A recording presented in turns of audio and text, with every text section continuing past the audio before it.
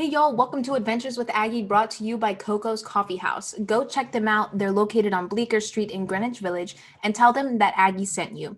In our second episode of the feature on NWBA, we hear from Mike Bauler.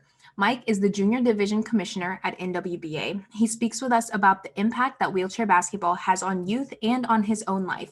Welcome, Mike. Mike, how are you doing today? I'm good. How are you doing? I'm good. Thanks so much for coming on. I'm so excited to share your story. But I guess just to kind of get started, can you give me some background on who you are and what you do? Yeah, sure. So my name is Mike Bauler. I live in Madison, Wisconsin. So the frozen tundra, if you will, often joked as. Professionally, I work in supply chain operations. I spent 8 or 9 years working for a big box retail company. And then in the last couple of years, I've transitioned to smaller companies, specializing in school supplies. So definitely an interesting year selling school supplies for sure, with many schools not open. But so that's what I do professionally. My family lives in the Madison area. I have 2 children. I met my wife in college. We both went to UW Whitewater, which I'll tell you more about in a little while here. It's kind of one of the cornerstones of wheelchair basketball in the United States. And I also run a nonprofit on the side with my sister, and involved with many other like volunteer areas. And then just when I do have the time, I squeeze in triathlons. Except for last year was canceled, the last 5 years I've done Ironman triathlon in Wisconsin, and so try to stay as busy as possible. You've done a lot. You do lots of things. Like wear many hats, which is so cool. But I guess let's kind of backtrack a bit. How did you first get into sports and athletics in general? Yeah, I remember my family lived I was actually born in Chicago and lived there, and moved to Wisconsin when I was in 3rd grade. My parents were relocated for their jobs and moved to a small town. And they had never put me in sports or participate in sports. I just remember very vividly, like being at recess and the kids were playing football. And I didn't know how to play. Like I knew what football was, right? I'd heard of it. My dad was a big Chicago Bears fan, and but I didn't know how to play, and I was really intrigued. So I still remember like learning how to play football, and really from that memory sticks with me of really falling in love with athletics. So interesting enough, never played basketball growing up. But I played a lot of football, and I've always had like a long love for baseball. Unfortunately, I was never very good at baseball. I always joke my 12-year-old son in the last couple of years has hit like 12 or 13 home runs, and I never hit a single one in my life. So at a very young age, he's a much more accomplished baseball player than I ever was. But so really kind of stuck with football, and kind of brought me to the University of Wisconsin Whitewater, and played some football there, and kind of how I ended up. And that's kind of really how I fell in love with sports. And then really at Whitewater is where I had my introduction. A lot of my life actually today is through my experience at Whitewater. If you're not involved with wheelchair basketball or college football, you've probably never heard of Whitewater. It's kind of what it's known for is being really good at football and really good at wheelchair basketball. And so I met my wife there. She was another athlete. She played basketball, and obviously my family is where it is today because of that experience. And then I got involved with wheelchair basketball. So Tracy Chenoweth at the time, he's a wheelchair basketball Hall of Famer now, not very involved anymore. He was the coach at Whitewater and also worked in the recreation sports department. I met him as a freshman, and we're very friendly on campus. And then I have two stories. A teammate of mine volunteered with the team, so I kind of knew what was going on. And coincidentally, I was a FIAD major, and Jeremy Lottie, his nickname Opie, longtime captain of the U.S. team, up until this last year, was the coach at Whitewater for a number of years. We just became friends. We were classmates, and Opie played on the wheelchair basketball team in Whitewater and was inviting me to games. And so I just came to a couple of games and started watching. So then, just as a student, I became a fan and was really involved. And as I was transitioning out of my undergraduate program and finishing playing football, I was kind of going through that 5th year of college, if you will, super senior. I didn't probably focus on grades as good as I should have early on in school. So it took me 5 years to get out. But a teammate of mine, his name was Jay.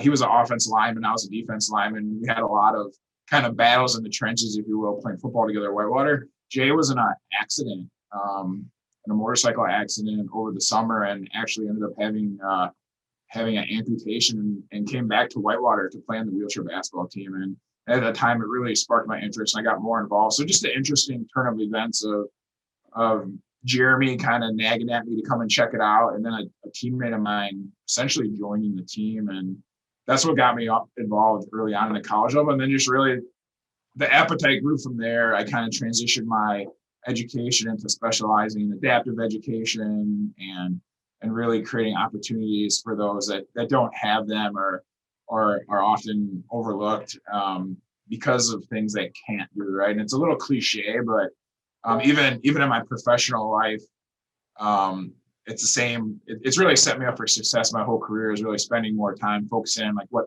what people are good at and what they can do, and not spending a lot of time focusing on what people aren't strong at, or what maybe is an opportunity there. Is really, it's hard to mitigate things you aren't strong at or naturally good at. And so instead of that, just focusing on what people can do or what they're really strong at, and really leveraging those skills. So yeah, and so that transitioned really into getting more involved. There was some local high school, the junior division, which is what I'm involved with now, teams in Milwaukee and Madison, and I started getting involved in the Milwaukee team, just helping out on the side, and started seeing that there was this high school level that was really active, and started volunteering with them, and ended up joining their committee probably 13 years ago. It was a while ago. And then that's just transitioned to greater responsibilities. And 7 or 8 years ago, the current commissioner was transitioning out of the youth level wheelchair basketball into the college level. He was going to become a coach. Doug Gardner, who's an NWBA Hall of Famer at University of Texas Arlington, had asked me to take over as a commissioner. And so now 8 years later, I'm in this role, and have stayed very involved with the junior division, essentially wheelchair basketball, really not involved with adults or colleges. Obviously, I still have a connection back to Whitewater and stay in touch, and I live in Wisconsin, so I follow the team. But I've really been highly involved with the junior division for many years, to where Chuck Aoki's and Steve Serio, a really popular name in wheelchair basketball, Matt Scott, they were, teenagers when I met them, to now they're in their 30s. So it's aging myself a bit. So that's also, thanks so much for sharing your whole path and stuff. I think it's so Sure. cool to see how like you went from a fan to now actively working for the NWBA, which is so cool. And I think it's awesome that it was like in the culture that you were growing up in. I think where I'm from, I don't think that's the case. I don't, as far as I know, I don't think we had like a youth wheelchair basketball league in my town in Alabama. But yeah, I think that's awesome that it was there. Like it was a part of your upbringing and stuff. So yeah, I guess. yeah, and I think just personally, I grew up in a low income family, single parent, eventually, and luckily I had a lot of people help me along the way. I maybe got in some trouble or made bad decisions, and I had some different mentors along the way that I felt like, had they not lent a hand or given me that extra assistance, I probably wouldn't be where I am today.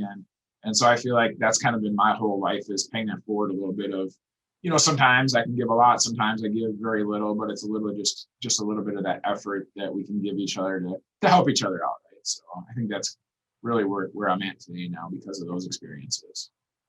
Definitely. Yeah, that's great. That's awesome. Let's, I guess, kind of talk about what you're doing right now. So can you tell me, like, what is your role as the junior commissioner?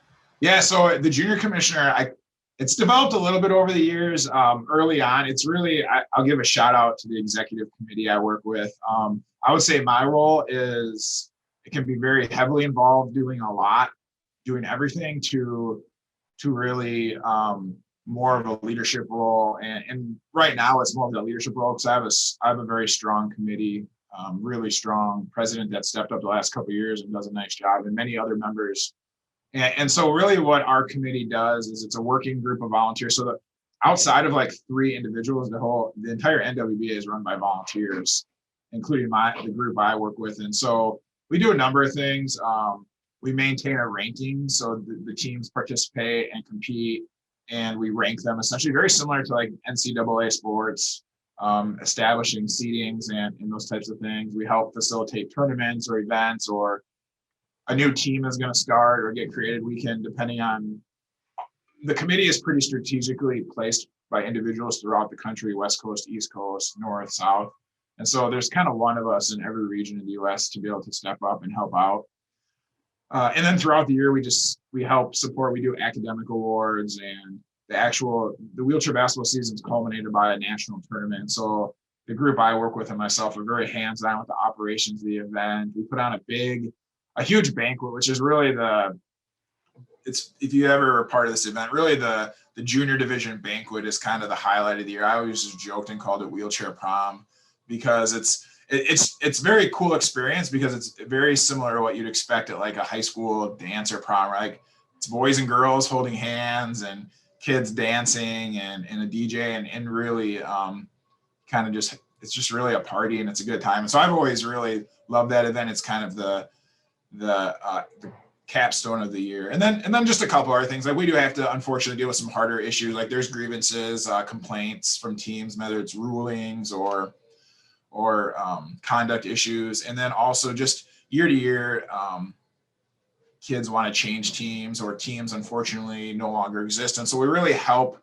That's probably where I'm most involved, is really helping kids find a home. Especially this year has been very interesting. Many organizations regionally have decided not to participate this season, but the families are still interested, or some of the kids are comfortable playing. And so it's trying to find a team for them and really work through a challenging season to really maximize participation. So I guess in short, really I serve as a kind of a point of contact between really the membership and the NWBA. Definitely. That's so cool. I want to come to the prom. I think that sounds fun. I want to come. Yeah, it's awesome. Sounds great. Awesome. Well, let's talk about the junior league. I guess, how has it grown? Like, how have you seen it grown in the last few years? And then can you just kind of tell me about the people that come through your program and like what they're doing now? Yeah, so the junior division was formed in 1993. I spoke about Doug Garner before. He was part of one of those individuals it was a group of parents that just wanted their own league and separate division essentially for youth. And so that was formed then. I believe there's 13 teams in 1993. And now on a given day, we have 8. On a given year, it's up to 85 to 100 teams across the country. And then at our national tournament, 48 teams participate. So it's a pretty big deal. Like, we've gotten to the point where, unfortunately, we have to tell people no sometimes, because we got to cut it off a little bit. It's become very competitive, and participation's really grown. It's made up of over 800 athletes, basically 18 and under, across the country, probably as young as 5 or 6 years old. And it's essentially split into 2 divisions. So there's a varsity division, which is more of your traditional high school age, sometimes middle school. So the cutoff is 14 and up.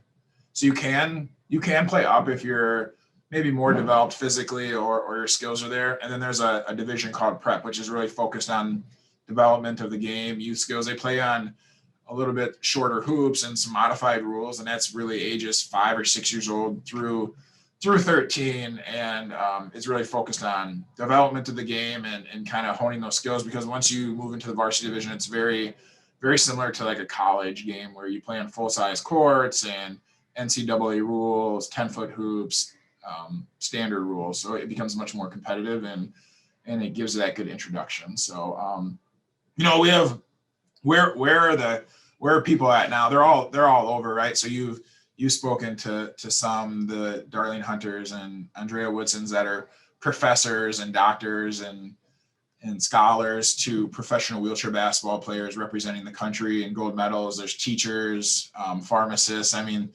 kind of represented all over the place. It's really hard to say one specific thing of where they're at. Many leave the junior division and go on to school. Some don't.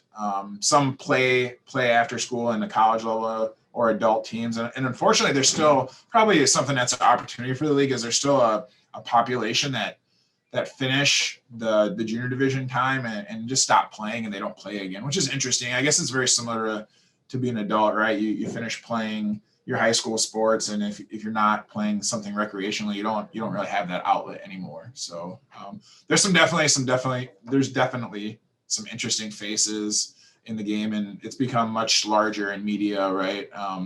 Now you see, Paralympics represented on like McDonald's cups, and Steve Serio, who's kind of a face of Toyota for wheelchair basketball, is definitely something that's really cool too. So Definitely. Yeah, it's everywhere. That's one thing that I found out just from speaking with other Paralympians and Olympians, just people involved within the Olympic movement in general is everybody knows somebody within wheelchair basketball. And I think that's so cool. It's a community and everybody knows each other. Yeah, that's awesome. But I hope that some kids are listening out there once we post this episode. So can you just kind of speak about the different teams and leagues that children can be involved in? Yeah, so there's really so is it more of a question how to get involved? Yeah, so it's interesting. There's a few ways where kids are involved. So there's probably the most common path is that a kid has a disability or acquires a disability, maybe through an accident or illness, and they get referred by physical therapists or occupational therapists. Maybe a family friend knows them. There's a good select amount of junior wheelchair basketball programs that are part of hospitals or organizations that kind of just, those are the programs with a lot of kids. Really, it's just a natural feeder system for them. Kid gets hurt, kid's born with a disability, go and check out this program, right? The Courage Center in Minneapolis, and Tier Memorial in Houston, Lakeshore Foundation, those types of places. Bennett, Kennedy Krieger, sorry, I had to think of the name of the place. Kennedy Krieger Hospital in Baltimore. Those types of places are probably the most common. Sometimes the kids just come to you, so parents find them on the internet, or a lot of programs are really good. Like they may go to a show, or they put on demonstrations at their schools. Many teams, it's not uncommon to do demonstrations at a school, and so it just catches the attention of someone, or maybe a teacher talks about it, or like you said, like everybody kind of knows somebody. It's funny. There's a gentleman. He doesn't play wheelchair basketball anymore. If you Google Jeff Glassbrenner, he's probably one of the most popular adaptive athletes. He was one of the greatest, one of the top wheelchair basketball players to play on the U.S. team and for Whitewater. I think he still has a scoring record for the NWBA, but also is a very accomplished triathlete. I think he did 12 Ironmans in a year. He climbed Mount Everest a few years ago. He was they made a movie a couple years ago, The Rock. Like The Rock follows like 10 people on Instagram, and he follows Jeff Glassbrenner. The Rock made a movie about a single leg amputee, and Jeff Glassbrenner was an inspiration. And it's just weird because I have another friend here in Madison who happens to work for the financial company, one of Jeff's sponsors. So he knows Jeff, and it's just one of those things where very unique people are involved, and so that's how people know about it too, is through those types of avenues. And then the last avenue, probably the more creative avenue, and I've been there before, is you find them, right? You're at a mall or you're at a restaurant, and you see a kid with maybe a little bit of a limp or an obvious amputation, and you just tell them about wheelchair basketball, right? And sometimes it's like, hey, get the heck away from me, you weirdo, why are you talking to my kid? And sometimes it's they've never heard of it, or not very interested, or just had no idea it existed. And or you see it in a newspaper. I very often have seen a fundraiser or a newspaper article about some child that was recently injured, and it's just simply like kind of cold calling them and reaching out to the school through a teacher. And my son right now has a classmate that's an amputee, and I'm bugging my son like, hey, you got to talk to this kid.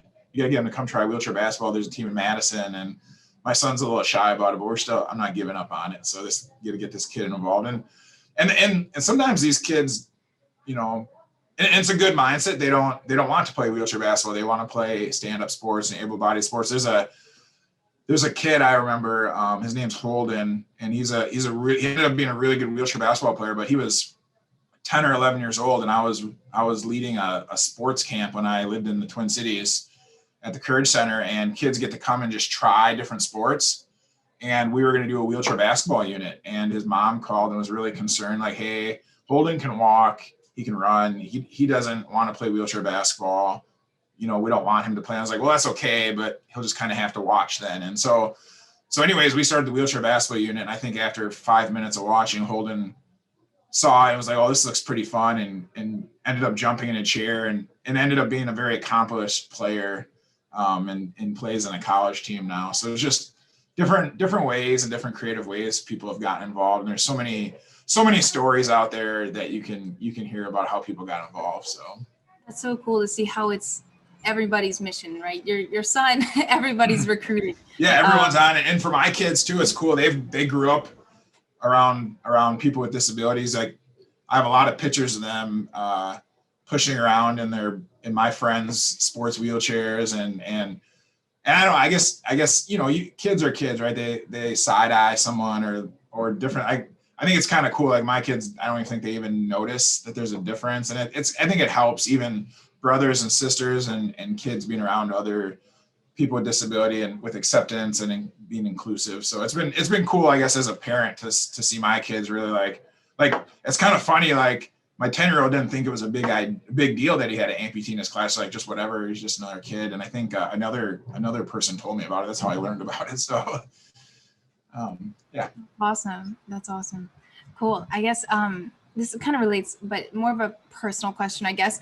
Why is this your mission? Like your mission, accessible sport and inclusivity and things. How are you working to raise awareness for this personally, I guess? Yeah, I think personally it's just opportunities, right? I think there's so many people in wheelchair basketball that just don't have that they don't know it exists, right? And they don't know what's going on, and it can be confusing as a new program and a new team. How do I get my kid involved? And unfortunately, just depending on where you live, it may be 120 miles, 180 miles, 4 or 5 hours to get involved. So it's trying to create more of those grassroots or more community-based teams. And I think that's really where the league has grown, as you see more of these smaller teams popping up, like in Birmingham, like the Alabama area, right? It was kind of only Lakeshore regionally for a long time. And now there's programs popping up in Lafayette, New Orleans and Huntsville and all these different areas where folks don't have to drive as far. So really my passion and just getting people involved and trying to remove the barriers that exist, and really the education part, really, as I continue to work with this league, it's continuing to educate and develop kind of the teaching and coaching side. One of the challenges is many of the coaches in wheelchair basketball are volunteers or parents or friends or family. And